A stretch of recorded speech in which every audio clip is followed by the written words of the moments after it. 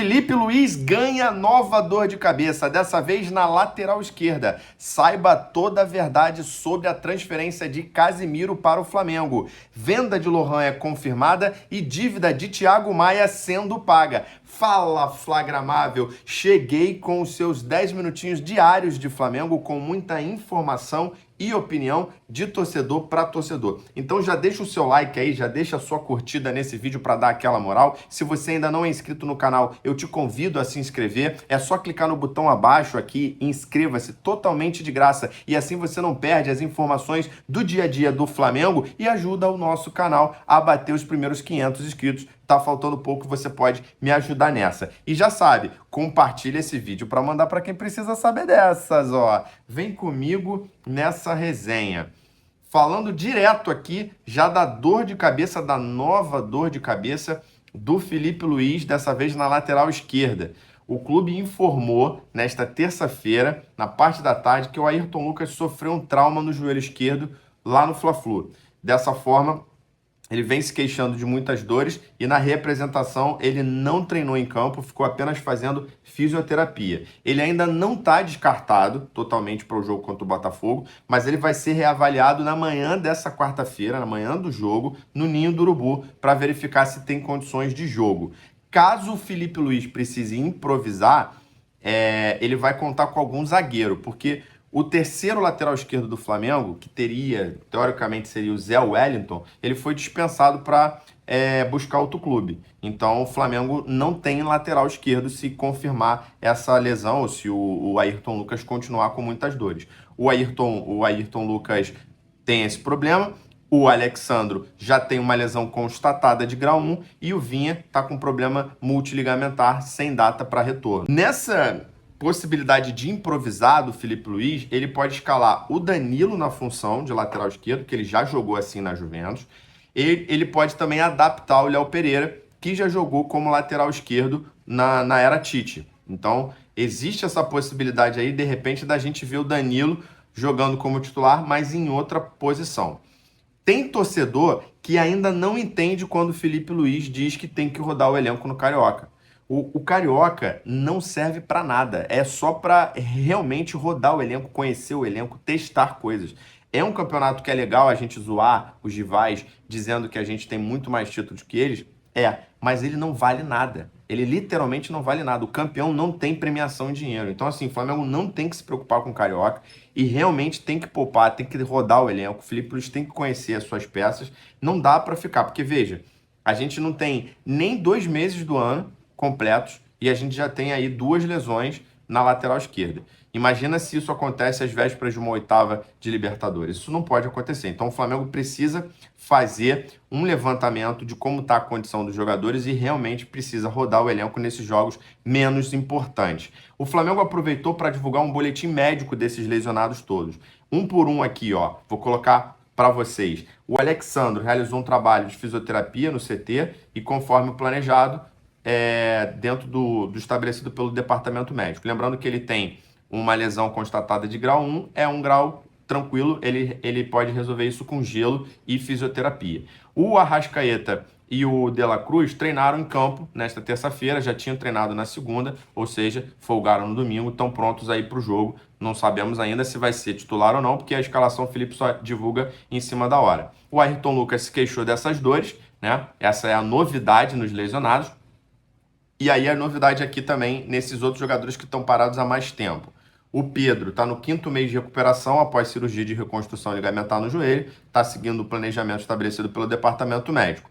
O Flamengo não divulga a data de retorno, que inicialmente seria para maio, mas a notícia que nós temos é que ele pode sim retornar já em abril, já para a primeira fase, a fase de grupos da Libertadores. E o Vinha é que tem a situação mais complicada, ele está no 6º mês de recuperação, realizou a cirurgia com reconstrução multiligamentar, está seguindo o planejamento, mas esse sim não tem data para retorno. Ou seja, provavelmente esse é um jogador que deve perder, inclusive, o Mundial, infelizmente. Mudando de assunto aqui, falando de Lohan. Enfim, acabou a novela, rapaziada. É isso mesmo. O jogador foi convencido pelos seus representantes e pelos representantes do CSKA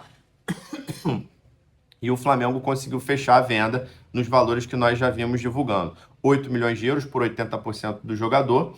Lembrando que ele tem apenas 18 anos, a multa dele era de 100 milhões e ele assinou um contrato de 5 temporadas. O Flamengo espera ainda ganhar algum dinheiro em cima dele, porque ficou com 20% da próxima venda, né?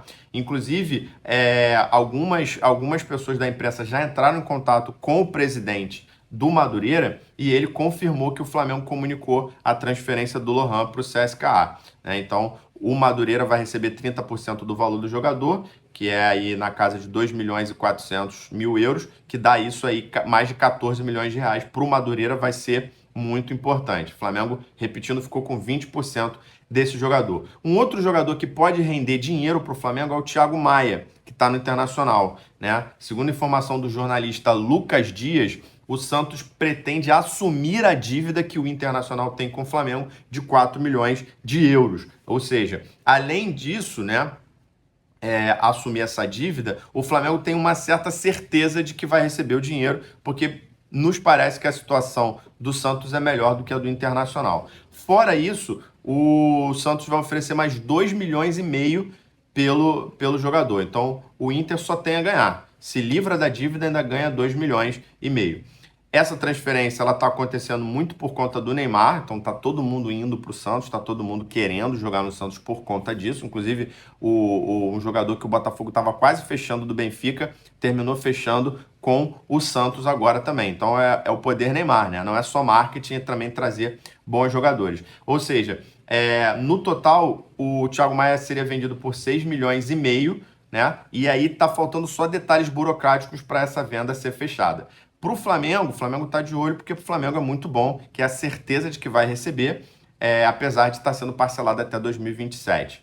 Falando de outro jogador que não está, na verdade, na iminência de sair, mas já existem alguns clubes de olho, é o Cleiton, o zagueiro que nós já falamos aqui em outros vídeos, que os empresários não querem renovar com o Flamengo. O Flamengo tentou abrir uma conversa, eles negaram, e ele está sendo já observado por algumas equipes, inclusive equipes que querem contratá-lo imediatamente. A janela de alguns países europeus ainda está aberta, então tem times aí de olho na situação do jogador. Segundo a RTI Esportes, além do Benfica, tem alguns times, por exemplo, da Bélgica e da Inglaterra, primeira e segunda divisão, de olho no jogador. Lembrando que nenhuma proposta foi feita oficialmente, né? O Flamengo aceita vender? É aquilo, o jogador tem potencial, o Flamengo não descarta a venda dele, mas o Flamengo quer receber um valor significativo por ele. Até porque o Flamengo considera o jogador com um potencial de venda futura. Então o Flamengo teria que ganhar um bom valor por ele e também manter um percentual da venda do direito econômicos dele. Lembrando que a multa rescisória desse jogador, do Cleiton, é de 50 milhões de euros. Ele não vai ser vendido, né, por esse valor, mas sabemos também que ele não vai ter chance no time titular. Ainda mais depois da contratação do Danilo, e tem outros jogadores da base também se destacando, com um contrato maior. O Flamengo vai priorizar esses jogadores. Ele não é nenhum fora de série para a gente pensar só nele. Tem outros zagueiros mandando bem, o Iago da seleção sub-20, o João Vitor, né? Outros zagueiros da base aí. Então, assim, é ideal que o Flamengo consiga vender esse jogador, porque se chegar no meio do ano, o Flamengo perde ele de graça. Aí o Flamengo tem só mais 6 meses e aí ele pode fechar um pré-contrato para jogar de graça em janeiro de 2026. Não vai ganhar os 50 milhões, mas de repente o Flamengo pode ganhar alguma grana aí em cima. O Flamengo tem muito medo de perder esse jogador, como perdeu o Lohan, por exemplo, que é um garoto que foi se desvalorizando e foi vendido muito abaixo da multa dele, e o Flamengo não quer que isso aconteça, né? Falando então, terminando aqui o nosso vídeo, só para a gente arredondar a situação do Casemiro, a gente já avisou aqui, eu já falei aqui no vídeo de ontem, que não tem nada. Mas, na tarde dessa terça-feira, um jornal inglês publicou que ele seria emprestado para o Flamengo e o Flamengo pagaria metade do salário do jogador. Ou seja, 4 milhões de reais, metade do salário dele, que no total daria 8. Surreal. É uma notícia para vender jornal. Eu já tinha avisado aqui, não tem nada. Ninguém confirmou, nenhum veículo grande. Isso é só para vender jornal. E finalizando o nosso vídeo, a Ferg vai fazer uma reunião na quinta-feira tá? É um evento que eles vão fazer com jogadores, com clubes, com atletas, com dirigentes, para discutir as questões do Campeonato Carioca. Que questões são essas? A bola e o gramado. O objetivo é melhorar a qualidade do espetáculo do Campeonato Carioca. Na minha opinião, meio tarde, porque agora já está indo para a fase final. Mas espero que essa reunião ela valha alguma coisa para o futuro. O Campeonato Carioca precisa ser mais valorizado, a começar pelos próprios times que jogam.